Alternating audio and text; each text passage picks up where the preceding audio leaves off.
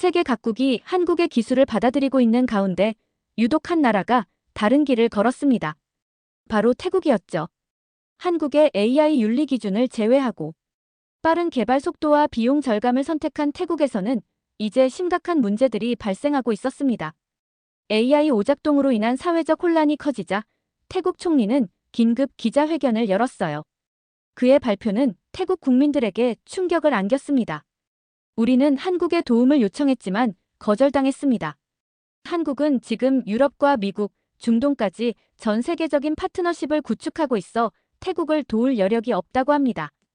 이 소식에 태국 국민들은 분노보다 자책감에 빠졌습니다. SNS에는 아무 말도 하지 않던 그 나라의 침묵에 담긴 의미를 우리가 너무 늦게 깨달았네요 라는 댓글이 쏟아졌습니다. 세계는 이미 한국의 침묵 속 리더십을 인정하고 먼저 손을 내밀었는데 태국만 그 가치를 외면했던 것입니다. 독일 데이터 전략 기업의 파트너십 매니저는 이 모든 상황을 지켜보며 서울에서 받은 작은 보안키를 손에 쥐었습니다. 그리고 깨달았죠. 기술의 참된 힘은 화려한 약속이 아닌 신뢰의 증명에서 온다는 것을. 미넨에 위치한 데이터 전략 기업 디지사인의 사무실, 제 책상 위에는 태국행 비행기 티켓이 놓여 있었습니다. 저는 헬레나 크루거, 글로벌 파트너십 매니저로 일하고 있죠. 이번에 아시아 각국의 인공지능 윤리 기준과 기술 신뢰도 평가 프로젝트를 맡게 되었습니다. 짐을 챙기며 창밖을 바라보니 미넨의 하늘은 맑았어요. 헬레나, 태국 출장 준비는 다 됐나요? 상사가 커피 한 잔을 들고 제 책상으로 다가왔습니다. 네, 모든 준비 완료했습니다. 태국기술진흥청과의 미팅 일정도 확정됐고요. 아시아 시장에서의 인공지능 윤리 기준은 매우 중요해. 특히 한국 모델을 참고하면 좋을 거야. 상사의 말에 고개를 끄덕였습니다. 저도 같은 생각이었거든요. 3년 전 서울에 방문했을 때의 기억이 아직도 선명했어요. 그때 체험했던 인공지능 자동 위험 감지 시스템은 정말 놀라웠습니다. 장애인, 노인, 아동까지 모두 포괄하는 시스템이었죠. 기술이 사람을 위해 존재한다는 가치를 실제로 구현한 유일한 도시였다고 생각했어요.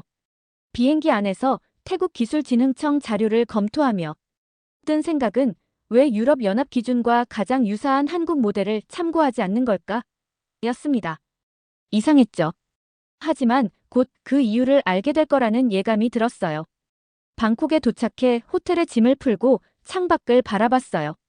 화려한 도시의 불빛 사이로 스마트 시티를 표방하는 5개 광고들이 눈에 띄었습니다. 더 빠른 미래, 더 스마트한 삶이라는 문구가 여기저기 보였죠. 다음 날 아침, 태국기술진흥청 건물로 향했습니다. 현대적인 디자인의 유리 건물이었어요. 회의실에 들어서자 태국 담당자들이 반갑게 맞이해 주었습니다. 회의가 시작되고 얼마 지나지 않아 저는 충격적인 말을 듣게 됐습니다. 우리는 독자적 시스템 구축 중입니다. 더 이상 한국의 모델은 참고하지 않기로 했습니다. 제 표정이 굳어진 걸 느꼈어요. 의아함을 감추지 못하고 물었습니다. 유럽연합 기준과 가장 유사한 아시아 모델이 한국이었는데 그걸 왜요? 담당자의 설명은 간단했습니다. 더 빠른 개발 속도와 예산 절감이 그들의 목표였죠. 그래서 중국 기반의 기술 모델을 선택했다고 했어요. 저는 그 순간 불안감을 느꼈습니다. 태국이 선택한 길이 옳은 길인지 의심이 들었으니까요. 회의가 계속되면서 불안감은 더욱 커졌습니다.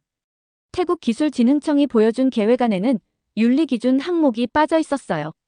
데이터 투명성도 마찬가지였죠. 저는 이런 점을 지적하지 않을 수 없었습니다. 윤리를 제외한 인공지능은 결국 통제되지 않는 도구가 됩니다. 특히 시민 데이터를 다루는 공공 시스템에서는 더욱 그렇죠. 태국 담당자는 미소를 지으며 대답했습니다.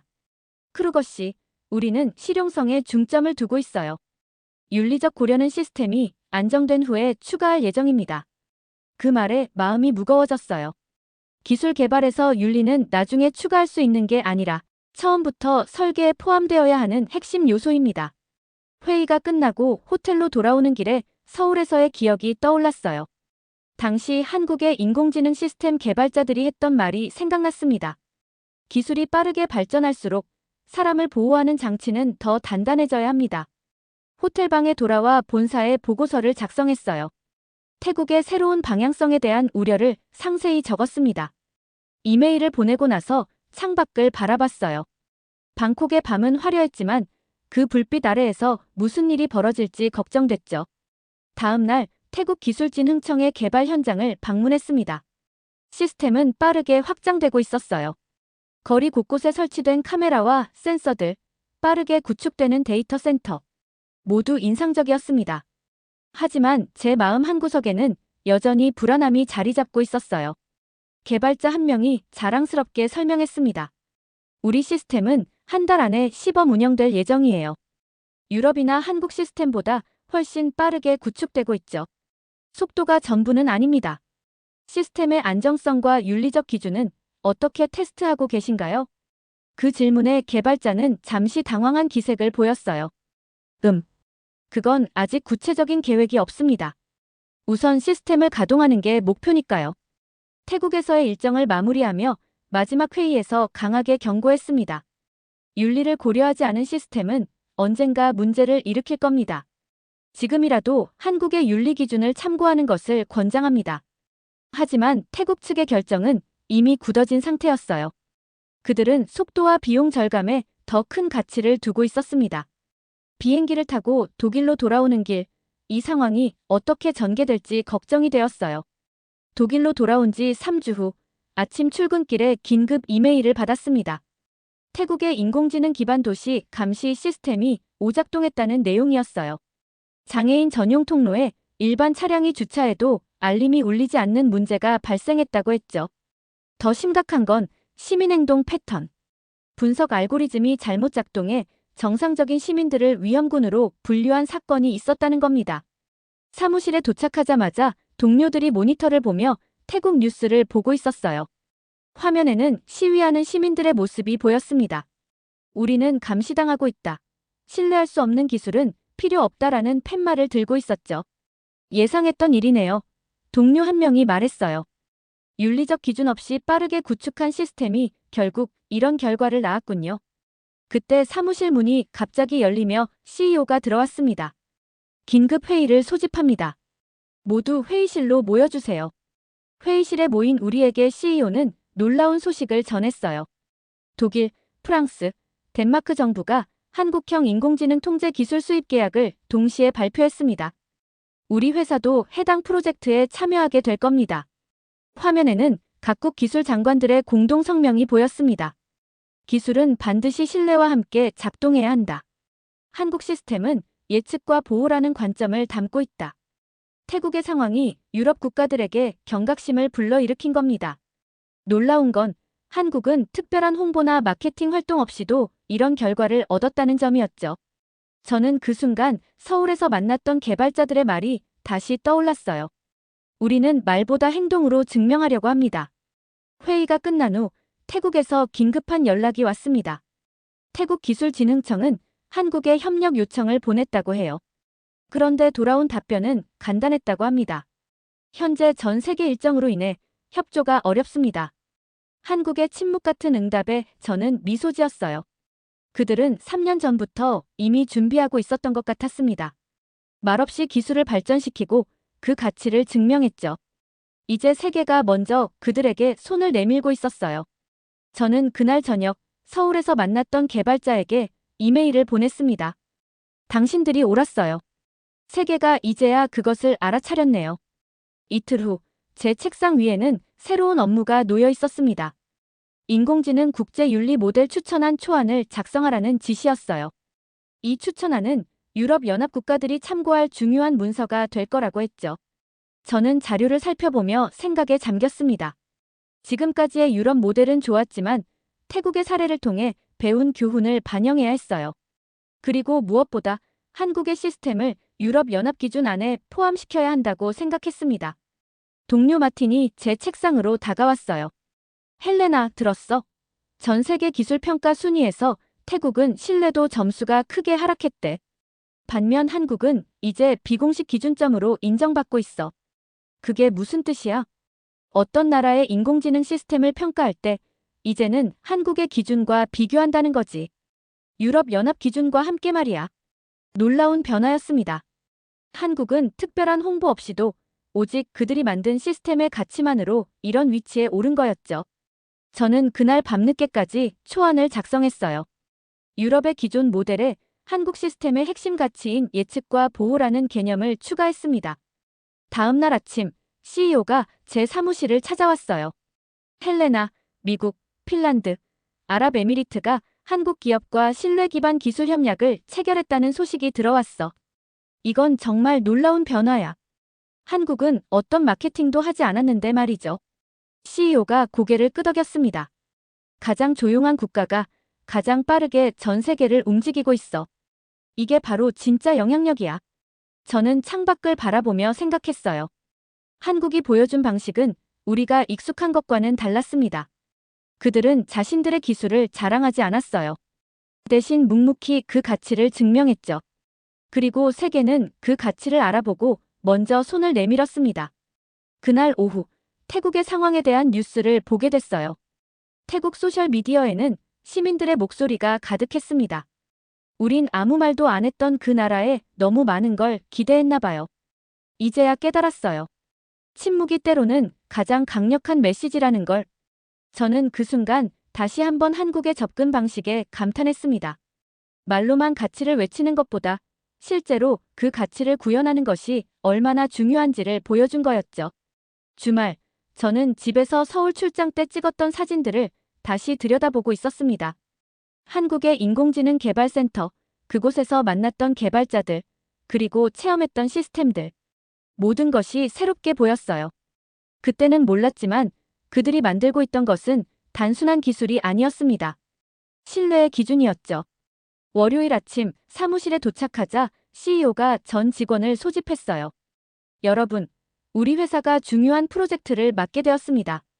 유럽연합과 한국 정부가 공동으로 추진하는 글로벌 인공지능 윤리 기준 개발에 참여하게 됐죠. 환호성이 터져 나왔습니다. 이건 우리 회사에게 큰 기회였어요. 더 놀라운 건 한국 측에서 저를 프로젝트 공동 책임자로 지명했다는 사실이었습니다.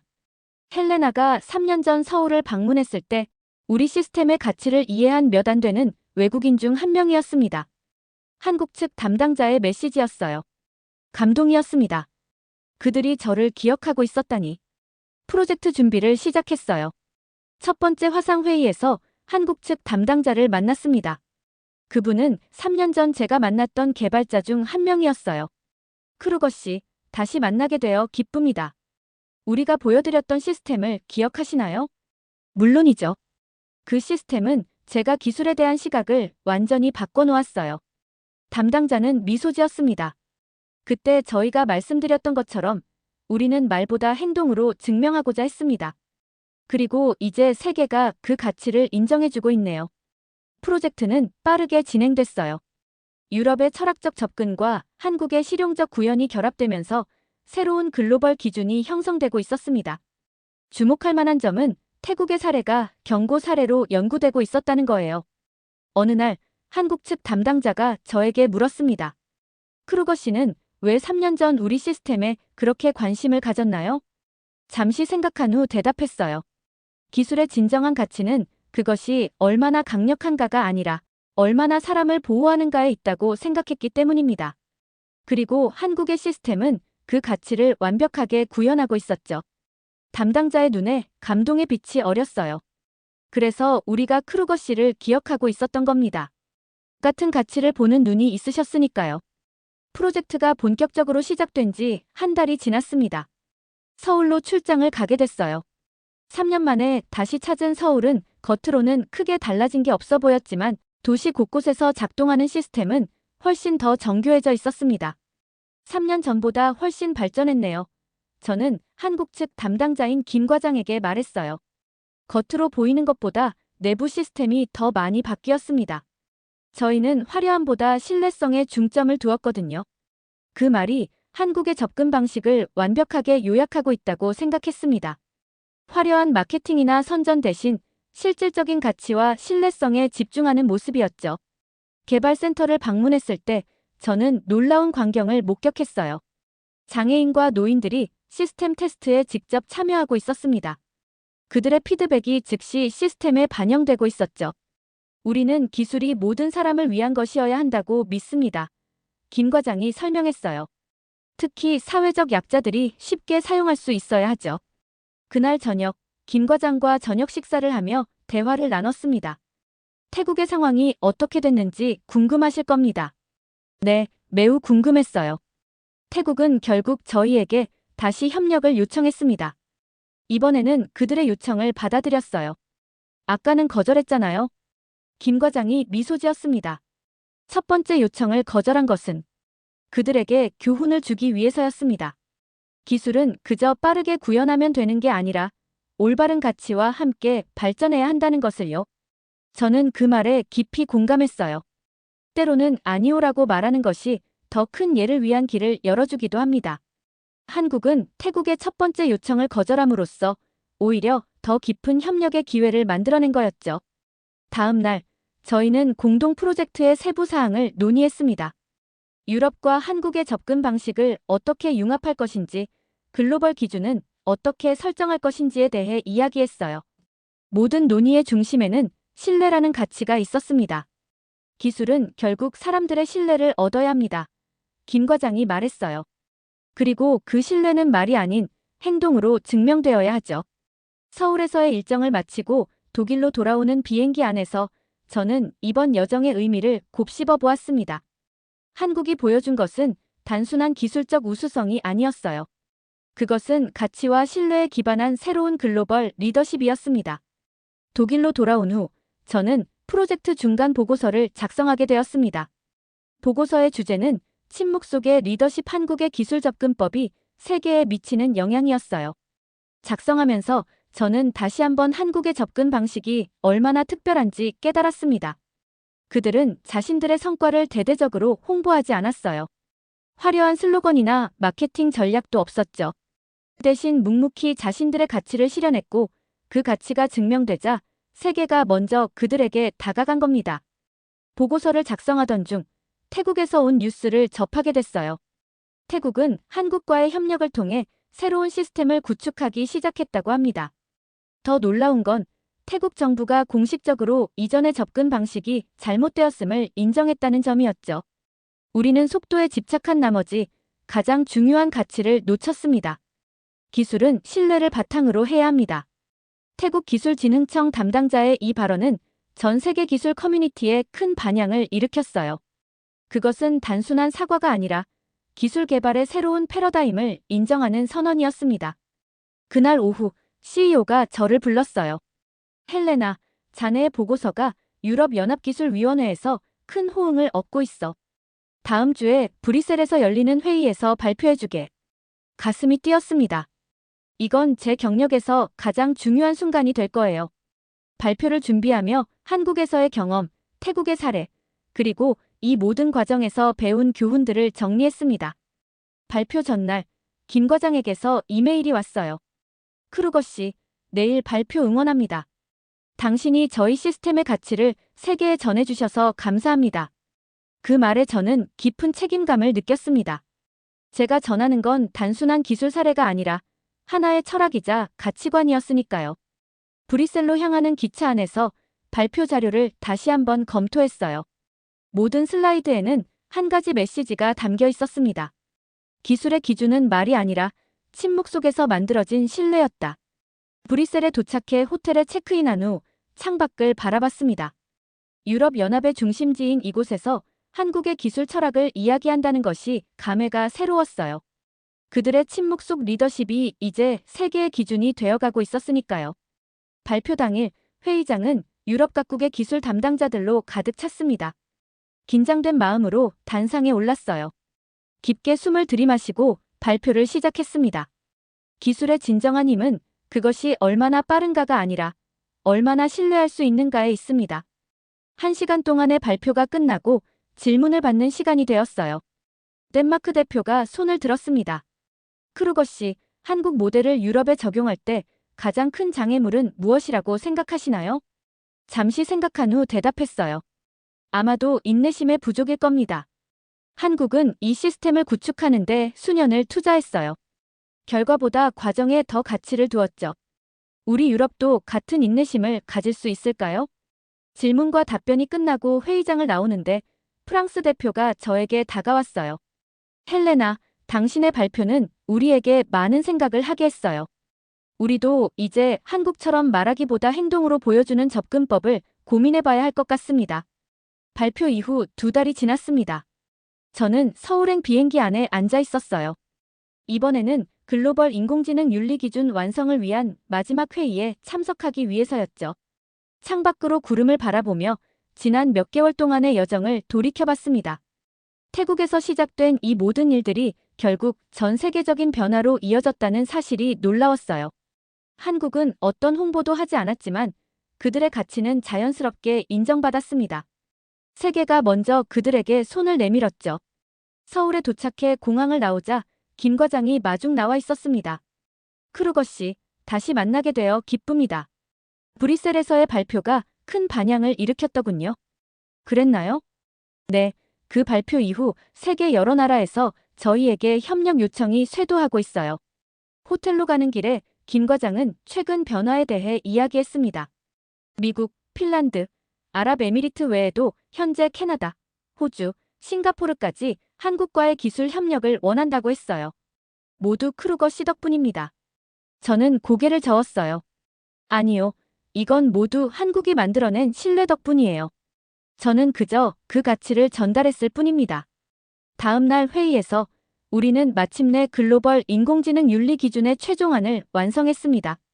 그 핵심에는 한국의 예측과 보호 철학이 깊이 스며들어 있었어요. 특히 사회적 약자를 보호하는 메커니즘은 가장 중요한 부분이었죠. 회의가 끝난 후 김 과장이 저에게 작은 선물을 건넸습니다.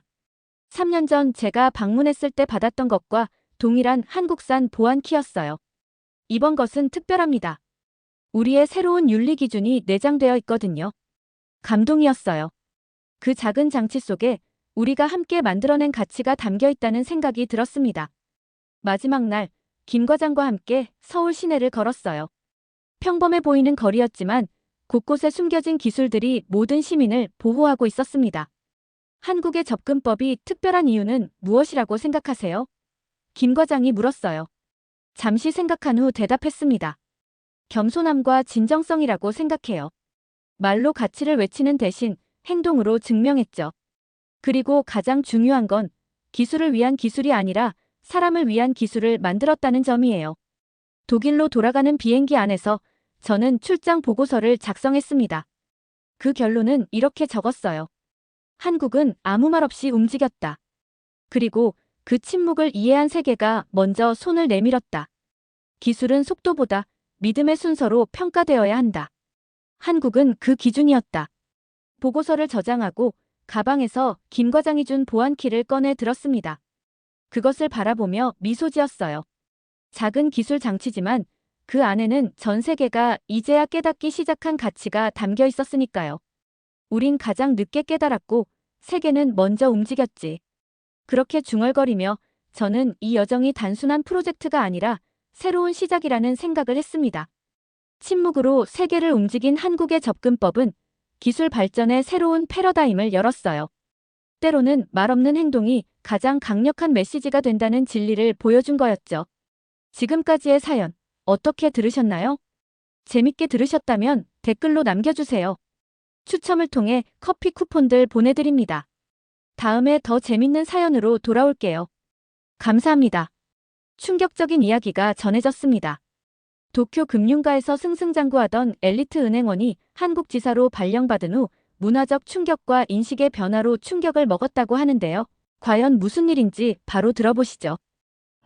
그 전에 구독과 좋아요 한 번씩만 부탁드릴게요. 도쿄 마루노우치의 유리 빌딩 48층.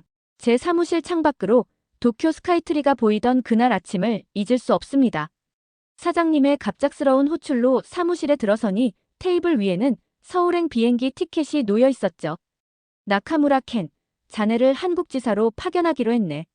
순간 귀를 의심했어요. 일본 미즈호 은행 투자부서 최연소 팀장인 저를 한국으로 보낸다니요? 혹시 제가 무슨 실수라도 했습니까? 조심스레 여쭤봤더니 사장님은 웃으며 머리를 흔드셨습니다. 반대야. 자네의 능력을 높이 샀기 때문에 새로 시작하는 한일 금융 프로젝트를 맡기려는 거라네. 겉으로는 고개를 숙여 감사 인사를 드렸지만 속으로는 분노가 치밀어 올랐습니다.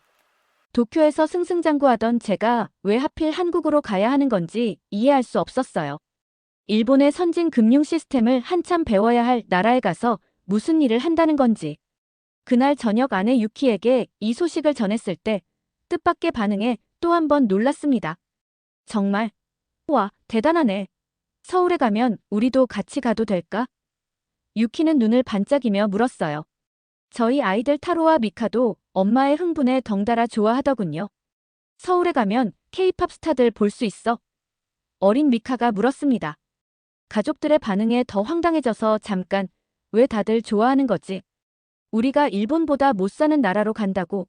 라고 물었더니 유키는 한숨을 쉬며 말했어요. 여보, 언제까지 그런 고정관념을 가질 거예요? 요즘 한국은 정말 발전했다고요. 제 친구 사토코도 서울 여행 다녀와서 스마트시티 기술에 깜짝 놀랐다고 했어요. 결국 저 혼자 먼저 가서 환경을 확인한 후 가족들을 데려오기로 했습니다.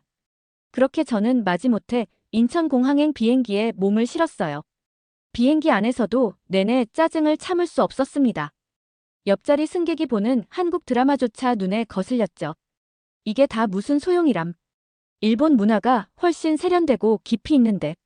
인천공항에 도착하자 한국지사의 박상우 부장이 저를 맞이했습니다. 나카무라님, 환영합니다. 오늘부터 함께 일하게 되어 영광입니다. 나름 정중한 인사였지만 저는 피곤하다는 핑계로 대화를 최소화했어요. 공항에서 나와 택시를 타고 서울로 향하는 동안 창밖 풍경을 관찰하며 계속해서 일본과 비교했습니다. 도로는 좀 넓지만 도쿄만큼 질서정연해 보이지는 않는군. 건물들도 화려하긴 한데 일본의 정갈한 디자인에는 못 미치는 것 같아. 회사에서 마련해준 강남 아파트에 도착했을 때도 비판적인 시선을 거두지 않았어요. 이게 전부입니까? 현관 앞에 서서 물었더니 박상우 부장은 어리둥절한 표정으로 이 아파트는 서울에서도 최고급 단지로 손꼽히는데요. 라고 답했습니다. 문을 열고 들어서자마자 스마트패드가 눈에 들어왔어요. 이건 뭡니까? 제가 묻자 박상우 부장이 웃으며 대답했죠. 아, 이건 스마트홈 시스템입니다. 이걸로 집안 모든 걸 제어할 수 있어요. 그는 신이 나서 설명했지만 저는 속으로 쓸데없이 복잡하게 만들었네라고 생각했습니다. 도쿄제 아파트의 단순하고 효율적인 시스템이 그리웠어요. 입주 첫날 밤 몹시 피곤했지만 잠을 이루기 어려웠습니다. 낯선 환경에 적응하기도 힘들었고 내일부터 시작될 한국 지사 생활이 걱정되기도 했죠. 잠을 청하려는데 방이 너무 춥게 느껴졌어요. 일본에서는 이맘때 난방이 잘 되는데 한국은 역시 기본적인 것도 제대로 안 되는구나 싶었습니다. 짜증이 나서 일어나 스마트폰을 들었는데 아까 박상우 부장이 알려준 스마트홈 앱이 생각났어요. 에이, 어차피 작동도 안 되겠지. 라는 생각으로 앱을 열어 난방 버튼을 눌렀습니다. 그리고 다시 침대에 누웠죠. 몇 분 지나지 않아 이상한 느낌이 들었어요. 바닥이 따뜻해지기 시작한 겁니다. 처음엔 착각인가 싶었는데 점점 확실해졌어요. 이불 밖으로 발을 내밀어 바닥을 만져보니 정말 따뜻했습니다. 이게 뭐지? 다음 날 출근길에 박상우 부장에게 물었어요. 어젯밤에 바닥이 따뜻해졌는데 그게 무슨 시스템인가요? 박상우 부장은 웃으며 대답했습니다. 아, 그건 온돌이라고 하는 한국 전통 난방 시스템이에요. 현대적으로 발전시킨 거죠. 바닥 전체를 데워서 방 전체가 고르게 따뜻해지는 겁니다. 일본에는 없나요? 없습니다라고 짧게 대답했지만 속으로는 놀라고 있었어요. 우리 일본의 첨단 기술로도 아직 대중화되지 않은 시스템이 여기 있다니. 하지만 겉으로는 아무렇지 않은 척했습니다. 바닥 난방이 그렇게 대단한 건 아니지. 한국 지사에 첫 출근하는 날 또 다른 놀라운 경험을 했어요.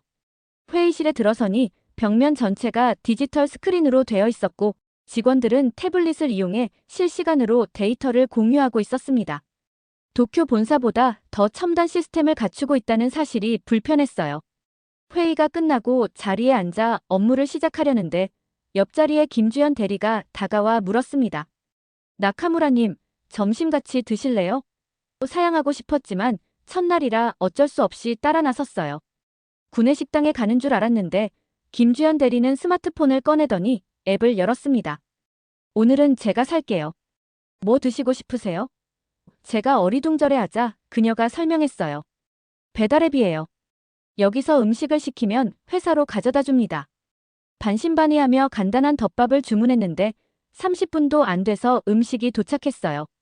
신선하고 맛있었습니다. 이런 효율적인 배달 시스템이 일본에도 있긴 하지만 이렇게 빠르고 다양한 옵션은 처음 경험해봤어요. 그날 밤 늦게까지 일하다가 배가 고파졌는데 문득 점심때 사용한 배달앱이 생각났습니다. 이 시간에도 될까? 반신반의하며 앱을 열어 라멘을 주문했어요. 놀랍게도 40분 만에 따끈한 라멘이 도착했습니다. 이건 정말 인정할 수밖에 없었어요. 아내 유키에게 전화가 왔을 때 저는 그 라멘을 먹고 있었습니다. 어때요, 서울 생활은? 유키가 물었어요. 저는 여전히 고집을 부리며 그냥 그래. 일본만큼 편리하진 않아라고 대답했지만 마음 한구석에서는 작은 변화가 시작되고 있었습니다. 한국 생활 일주일째 점점 적응되는 듯 했지만 여전히 불편한 점들이 눈에 띄었습니다. 그날은 회사에서 한일 금융 협력 프로젝트 킥오프 미팅이 있었어요. 미팅 전에 준비하던 중 갑자기 모든 컴퓨터 화면이 꺼지며 정전이 됐습니다. 역시 인프라가 부족하구나. 속으로 생각했죠. 그런데 놀랍게도 3초도 안 돼서 비상 전원이 가동되었고 모든 시스템이 정확히 이전 상태로 복구되었어요. 박상우 부장은 태연하게 말했습니다. 걱정 마세요.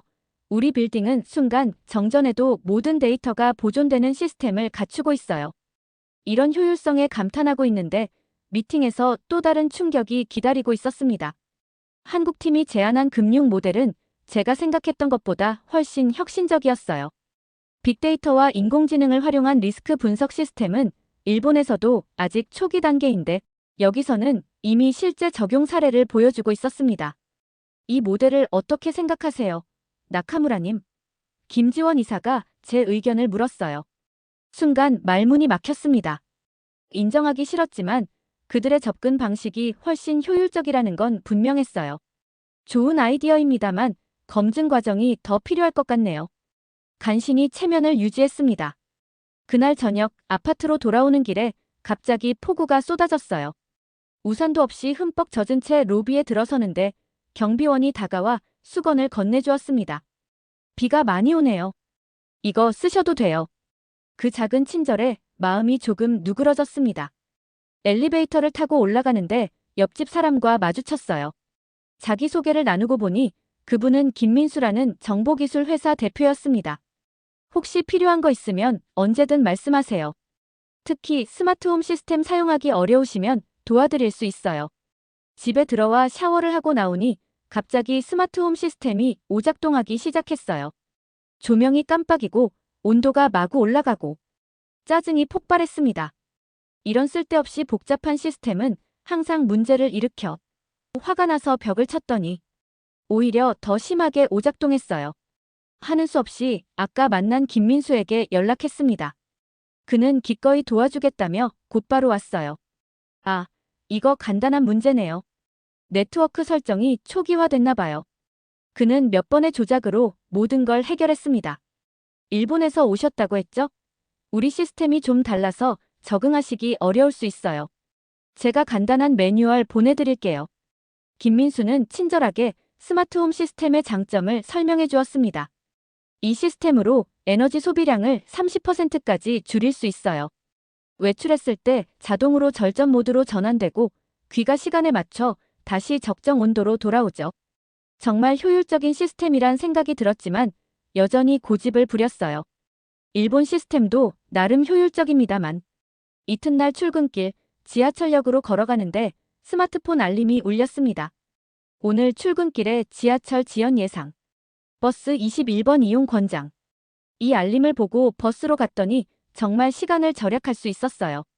한국의 대중교통 앱이 이렇게 정확하다니 놀라웠습니다. 회사에 도착해서도 놀라운 경험은 계속됐어요. 일본 본사와 화상회의를 하는데 한국 지사의 시스템이 훨씬 선명하고 끊김없이 진행되었습니다. 도쿄 쪽에서 연결이 몇 번 끊겼는데 서울 쪽은 문제가 없었어요. 박상우 부장이 귓속말로 속삭였습니다. 우리 빌딩은 초고속 인터넷이 이중으로 연결되어 있어서 한쪽이 문제가 생겨도 자동으로 전환돼요. 점심시간에 동료들과 식사를 하며 대화를 나누다가 문득 제 아파트 온돌 시스템에 대해 물어봤어요. 그 바닥 난방, 온돌이라고 했나요? 정말 일본에는 없는 건가요? 김주연 대리가 대답했습니다. 네, 온돌은 한국 고유의 난방 시스템이에요. 수천 년 전부터 써온 전통 기술을 현대화한 거죠. 정말 효율적이고 건강에도 좋답니다. 처음으로 한국의 기술에 진정한 관심이 생기기 시작했어요. 내심 감탄했지만 아직은 인정하기 어려웠습니다. 회사에서 큰 프로젝트를 앞두고 야근이 계속되던 날이었습니다. 밤이 깊어져 배가 고팠지만 도시락도 떨어지고 편의점에 갈 힘도 없었어요. 문득 배달앱이 생각나서 음식을 주문했습니다. 이젠 익숙해진 시스템이었죠. 곧 따뜻한 국수와 반찬이 도착했어요. 한국 동료 이준호 차장이 제 책상으로 다가와 웃으며 말했습니다. 한국 배달 문화에 적응하셨네요. 처음엔 싫어하셨잖아요. 부끄러워서 얼굴이 붉어졌어요. 그냥 편리해서 쓰는 거예요. 이준호 차장은 빙그레 웃으며 돌아갔지만 제 마음속에서는 작은 변화가 일어나고 있었습니다. 다음 날 아침, 갑자기 복통이 찾아왔어요. 통증이 너무 심해 출근할 수 없을 정도였습니다. 일본이었다면 가족이 병원에 데려갔겠지만 여기선 혼자 어떻게 해야 할지 막막했어요. 고통 속에서 스마트폰을 들어 회사에 연락했습니다. 30분도 안 돼서 박상우 부장이 문을 두드렸어요. 괜찮으세요? 구급차 부를까요? 아니면 제가 차로 모실까요? 그의 진심 어린 걱정에 감동했지만 여전히 경계심을 늦추지 않았습니다. 그냥 택시 타고 갈게요.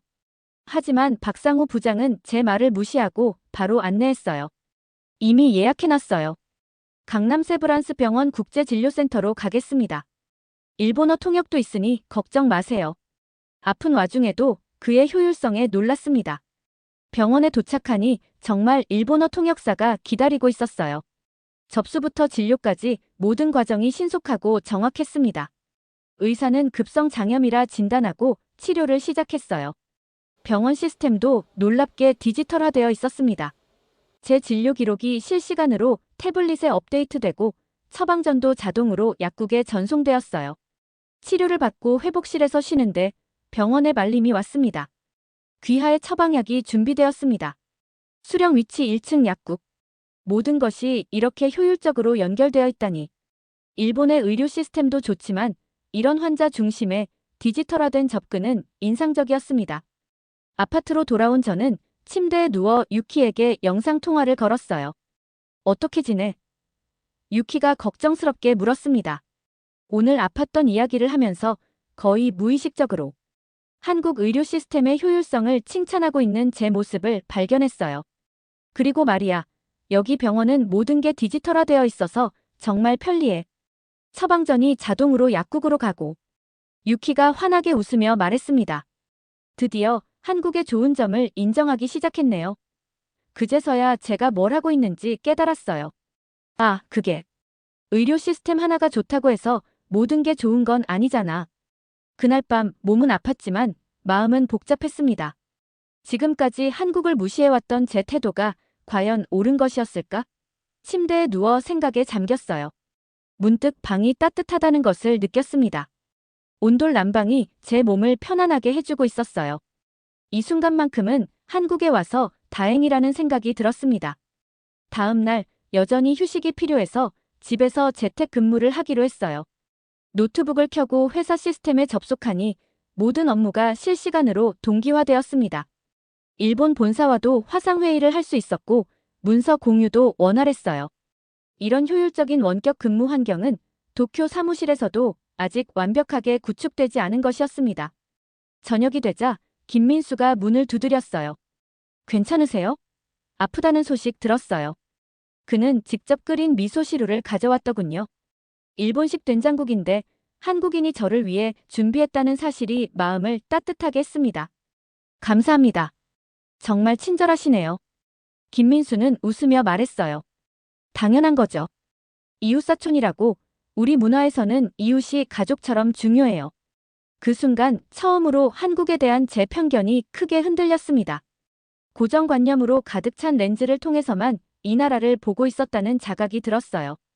회사에 복귀한 지 이틀째 되는 날, 일본 본사에서 중요한 손님이 오신다는 연락을 받았습니다.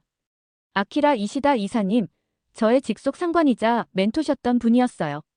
그분이 한국 지사와 프로젝트 진행 상황을 점검하러 오신다니 갑자기 긴장되었습니다. 이시다 이사님은 저보다 더 보수적이고 일본 중심적인 사고방식을 가진 분이었어요. 한국에 대한 선입견도 강했죠. 그분을 어떻게 맞이해야 할지 고민하다가 문득 아이디어가 떠올랐습니다. 제가 묵고 있는 아파트의 게스트룸을 준비해드리기로 한 거예요. 공항에서 이시다 이사님을 맞이하고 함께 제 아파트로 향했습니다. 차 안에서 이시다 이사님은 창밖을 보며 연신 하는 소리를 냈어요. 역시 일본만큼 정돈되어 보이지는 않네. 자네 적응은 어때? 예상대로의 질문이었죠. 한 달 전이었다면 동조했을 겁니다. 하지만 이제는 달랐어요. 생각보다 괜찮습니다. 특히 스마트시티 기술은 일본보다 앞선 면이 있어요. 이런 말이 제 입에서 나오다니 저도 놀랐습니다. 이시다 이사님은 눈썹을 치켜올리며 의아해하셨어요. 나카무라 군, 자네 세뇌라도 당했나? 일본이 아시아에서 가장 선진화된 나라라는 건 상식 아닌가? 아파트에 도착해서 제가 현관문을 스마트폰으로 여는 것을 보고 이시다 이사님은 코웃음을 쳤습니다. 이런 걸 보안이라고 한다니. 열쇠가 제일 안전하지. 그런데 집에 들어서자마자 이시다 이사님의 표정이 조금 달라졌어요. 넓고 모던한 인테리어, 탁 트인 거실 창으로 보이는 서울 야경이 인상적이었나 봅니다. 저녁 드셨나요? 이 앱으로 음식을 주문하면 30분 안에 배달됩니다. 제가 설명하자 이시다 이사님은 여전히 회의적인 표정이었어요. 도쿄에도 비슷한 서비스가 있어. 하지만 정확히 25분 만에 도착한 다양한 한식 요리들을 보고는 조금 놀란 표정이었습니다. 식사를 마친 후 이시다 이사님이 피곤해 보여서 온도를 어떻게 조절하면 좋을지 물었어요. 저는 따뜻한 걸 좋아하는데 방을 데우려면 어떻게 하지? 제가 스마트폰으로 게스트룸 바닥 난방을 켜는 것을 보여드렸습니다. 이건 온돌이라는 한국 전통 난방 시스템인데 바닥을 데워서 방 전체를 따뜻하게 해줘요. 다음 날 아침, 이시다 이사님은 평소와 다른 모습이었어요. 나카무라 군, 이 바닥 난방 시스템 말인데 정말 편안하게 잤어.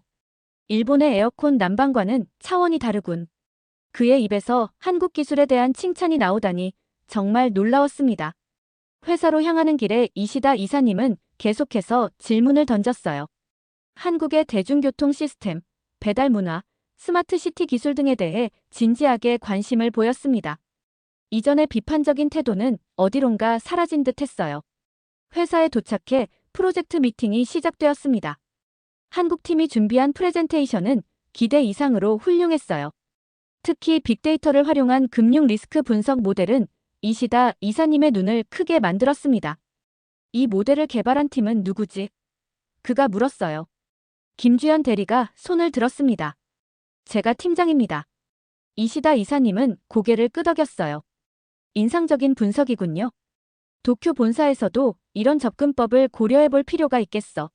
미팅이 끝난 후 이시다 이사님과 저는 회사 근처 카페에서 커피를 마시며 대화를 나눴습니다. 나카무라 군, 솔직히 말해보게. 한국에 대한 자네 생각이 바뀌었나? 그의 직설적인 질문에 잠시 망설였지만 정직하게 대답했어요. 네, 많이 바뀌었습니다. 처음에는 편견이 있었어요. 하지만 직접 경험해보니 한국의 기술과 시스템이 정말 효율적이고 혁신적이란 걸 알게 됐습니다. 이시다 이사님은 깊은 한숨을 내쉬었어요. 사실 나도 같은 생각이야. 단 하루 만에 내 인식이 많이 바뀌었어. 우리가 너무 자만했던 건 아닐까? 이 말을 들으니 가슴속에서 무언가가 확 풀리는 느낌이었습니다. 제 멘토마저도 인정한 사실을 이제 저도 당당히 받아들일 수 있었어요. 이시다 이사님이 떠나고 3일 후 갑자기 일본 본사에서 연락이 왔습니다. 기존 프로젝트를 전면 재검토하라는 지시였어요. 이유인즉슨 한국팀이 제안한 모델이 일본의 금융 문화와 맞지 않는다는 것이었습니다. 사실상 처음부터 다시 시작하라는 얘기였죠. 이 소식을 한국팀에 전해야 했어요. 그들의 실망한 표정을 생각하니 가슴이 아팠습니다. 특히 밤낮으로 준비했던 김주현 대리는 어떤 표정을 지을까? 회의실에 모두를 소집했어요. 안타깝게도 본사에서 프로젝트 재검토 지시가 내려왔습니다. 예상대로 팀원들의 얼굴에 실망감이 역력했어요. 하지만 놀랍게도 그들은 금방 자세를 바로잡았습니다. 김주현 대리가 먼저 입을 열었어요. 이해합니다. 그럼 일본 시장에 더 적합한 모델을 개발하면 되겠네요. 리서치부터 다시 시작하겠습니다. 그들의 회복력과 전문성에 감동했어요. 회의가 끝나고 사무실로 돌아와 생각에 잠겼습니다. 과연 이 결정이 옳은 걸까? 한국팀의 모델이 정말 혁신적인데 그냥 낯설어서 거부하는 건 아닐까? 결심했습니다. 도쿄 본사에 직접 전화를 걸어 설득해보기로 했어요. 부사장님과 통화하며 한국팀 모델의 장점을 열정적으로 설명했습니다. 이 모델은 리스크를 30% 줄일 수 있습니다. 일본 금융 문화에 맞게 조금만 수정하면 충분히 적용 가능합니다. 부사장님은 제 열정에 놀란 것 같았어요. 나카무라 군, 자네가 그렇게까지 확신한다면. 좋아, 한 번 더 기회를 주지. 하지만 결과에 책임져야 한다는 걸 알고 있지. 전화를 끊고 한국팀에게 달려갔습니다. 좋은 소식이에요. 프로젝트 계속 진행합니다. 단, 일본 시장에 맞게 일부 수정이 필요해요. 팀원들의 얼굴에 다시 활기가 돌았습니다. 특히 김주현 대리의 눈빛이 반짝였어요. 감사합니다. 나카무라님. 믿어주셔서 정말 고맙습니다. 그날 밤은 모두 함께 야근했어요. 한국팀의 혁신적 모델과 일본의 금융 문화를 조화시키는 작업이었습니다. 놀랍게도 이 과정에서 두 문화의 장점이 더해져 원래보다 훨씬 강력한 모델이 탄생했어요. 서로의 약점을 보완하는 완벽한 시너지였습니다. 열정적으로 일하던 중 갑자기 화재 경보가 울렸어요. 처음에는 훈련인 줄 알았는데 곧 진짜 화재라는 사실을 알게 되었습니다. 3층에서 전기 합선으로 불이 났다고 했어요. 당황한 팀원들을 향해 침착하게 말했습니다. 모두 침착하게 비상구로 이동하세요. 대피하는 과정에서 김주현 대리가 갑자기 돌아섰어요. 우리 데이터, 백업 안 된 파일이 있어요. 그녀가 자리로 다시 뛰어가려는 순간 제가 그녀의 팔을 잡았습니다. 위험해요. 내가 가겠소.